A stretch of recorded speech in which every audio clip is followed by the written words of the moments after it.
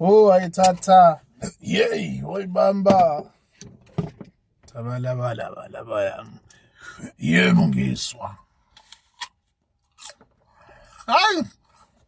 Injalo.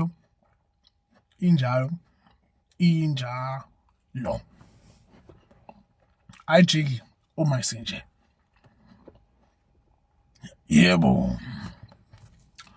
Yazi umuntu uyazibambisa. Uzibambisa yena umuntu.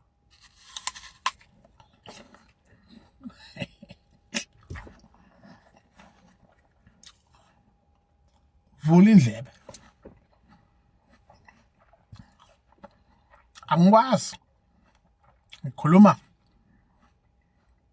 Listen, yize lalela lento ngisho logically. Hayi. Fike sizowenza into ethize siyithumele. Hayi.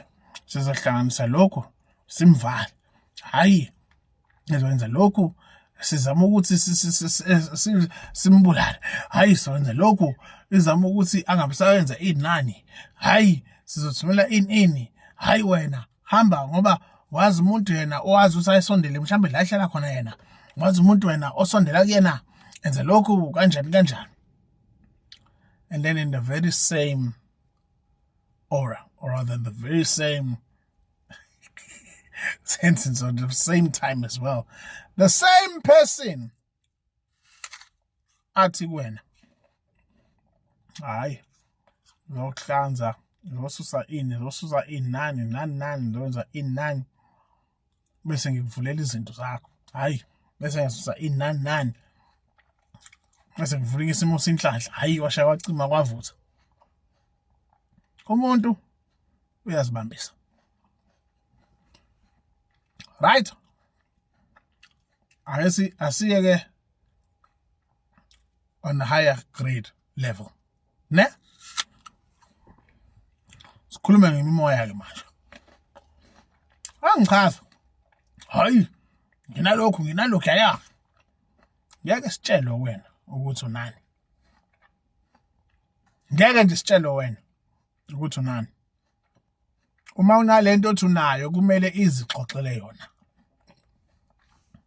Ukuthi ixoxa kanjani ke hayi angasi. Angithi unayo nje sitshele sifuna ukwazi nathi asazi sizozwa ngawe. Hawu, angithi unayo nje. Sitshele. Ebese uyasitshela ukuthi yiphi imimoya ehambiselana nalento othi unayo.